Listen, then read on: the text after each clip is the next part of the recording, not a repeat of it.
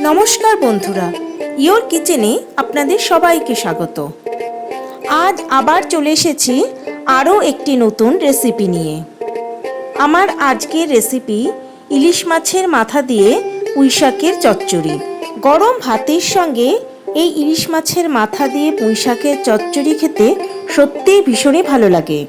আর এই অসাধারণ স্বাদের পুঁইশাকের চচ্চড়ি খুব কম সময়ে তৈরি করে নেওয়া যায়। তবে আর দেরি না করে দেখে নেওয়া যাক আমার আজকের রেসিপি। আমি পুঁইশাকগুলোকে এইরকমভাবে কেটে ভালো করে ধুয়ে পরিষ্কার করে জল ঝরিয়ে রেখেছি। আর নিয়েছি কিছুটা সবজি। সবজির মধ্যে আমি নিয়েছি কুমড়ো, নিয়েছি আলু, নিলাম কিছুটা বেগুন আর পটল। সব সবজিগুলোকে এইভাবে কেটে ভালো করে ধুয়ে পরিষ্কার করে নিয়েছি। আর নিয়েছি 3টে ইলিশ মাছের মাথা। মাছের মাথাগুলোকে খুব ভালো করে ধুয়ে পরিষ্কার করে নিয়েছি। এবার এর মধ্যে আমি দিয়ে দেব হাফ চামচ পরিমাণ নুন, আর দিয়ে দেব খুব সামান্য পরিমাণে একটু হলুদ গুঁড়ো। নুন আর হলুদ দিয়ে মাছের মাথাগুলোকে খুব ভালো করে মেখে নেব।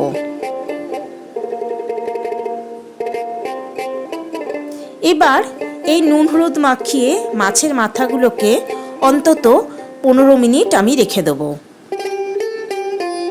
প্যানে দিয়ে দিয়েছি সর্ষের তেল। এই রান্নাটা সর্ষের তেলেই খেতে বেশি ভালো হয়, তাই সর্ষের তেলই দেবেন। তেল গরম হতে এর মধ্যে আমি দিয়ে দিলাম নুন আর হলুদ দিয়ে মাখিয়ে রাখা মাছের মাথাগুলো। এক পাশটা ভাজা হয়ে গেছে। এবার আমি মাছের মাথাগুলোকে উল্টে দেব যাতে অন্য পাশটাও ভাজা হয়ে যায়। মাছের মাথাগুলো ভাজা হয়ে গেছে। এবার এগুলো আমি প্যান থেকে তুলে নেব। এবার ওই তেলের মধ্যেই আমি দিয়ে দেব কেটে রাখা বেগুন। এবার এই বেগুনের মধ্যে আমি দিয়ে দেব হাফ চামচ পরিমাণে নুন, আর দিয়ে দেব খুব সামান্য পরিমাণে একটু হলুদ গুঁড়ো। নুন আর হলুদ দিয়ে বেগুনটাকে খুব ভালো করে ভেজে নিতে হবে। বেগুন খুব ভালো করে ভেজে নিয়েছি। এবার এগুলো আমি তেল থেকে তুলে নেব।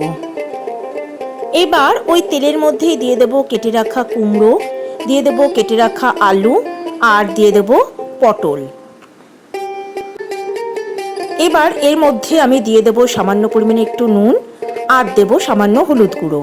নুন আর হলুদ দিয়ে এই সবজিগুলোকেও খুব ভালো করে ভেজে নিতে হবে। সবজিগুলো খুব ভালো করে ভাজা হয়ে গেছে। এবার এগুলো আমি তেল থেকে তুলে নেব।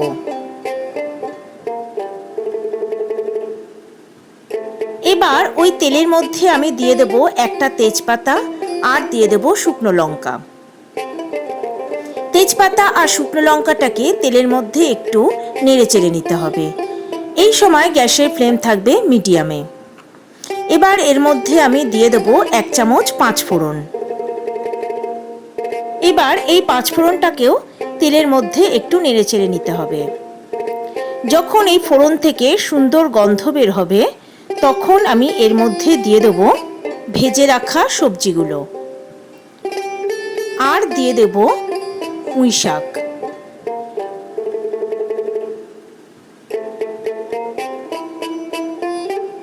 এবার ওই শাকের ওপরেই আমি দিয়ে দেব হাফ চামচ পরিমাণে নুন, আর দিয়ে দেব হাফ চামচ হলুদ গুঁড়ো।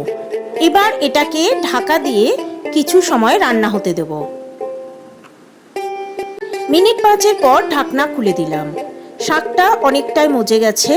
এবার এর থেকে বেশ অনেকটাই জল বেরিয়েছে। এখানে আলাদা করে কোনো জল দেওয়ার প্রয়োজন নেই। শাক থেকে এবং সমস্ত সবজি থেকে যে জলটা বেরোবে তাই দিয়ে রান্না হয়ে যাবে। এর মধ্যে আমি দিয়ে দিয়েছি 2টো কাঁচা লঙ্কা, আর দিলাম ভাজা মাছের মাথাগুলো।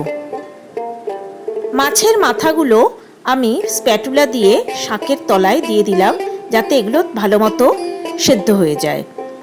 এবার এটাকে আমি ঢাকা দিয়ে আরও 10 মিনিট রান্না হতে দেব। 10 মিনিট পর ঢাকাটা খুলে দিলাম। এবার স্প্যাটুলা দিয়ে মাছের মাথাগুলোকে একটু ভেঙে দেব। আমার সকল দর্শক বন্ধুর কাছে একান্ত অনুরোধ রইল আমার চ্যানেলটা সাবস্ক্রাইব করার।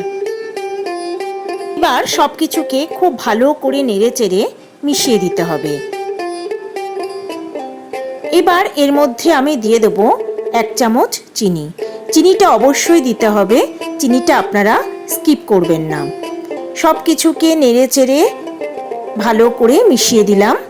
এবার এটাকে আমি আবার ঢাকা দিয়ে লো ফ্লেমে আরও 10 মিনিট রান্না হতে দেব। ফিরে এলাম 10 মিনিট পর। ঢাকা খুলে দিলাম। সমস্ত সবজির জল শুকিয়ে গেছে এবং এটা বেশ শুকনো শুকনো হয়ে গেছে। চচ্চড়িতে কোনো রকম জল থাকবে না, একদম শুকনোই হবে। খুব ভালো করে একবার নেড়ে চেড়ে দিলাম। এবার আমি গ্যাসের ফ্লেম বন্ধ করে দেব। তৈরি হয়ে গেল ইলিশ মাছের মাথা দিয়ে পুঁইশাকের চচ্চড়ি। রান্নাটা ভালো লাগলে একটা লাইক, কমেন্ট ও শেয়ার করার অনুরোধ রইল বন্ধুদের কাছে। তবে আজকের মতো বিদায় বন্ধুরা, সবাই ভালো থাকবেন, সুস্থ থাকবেন। নমস্কার।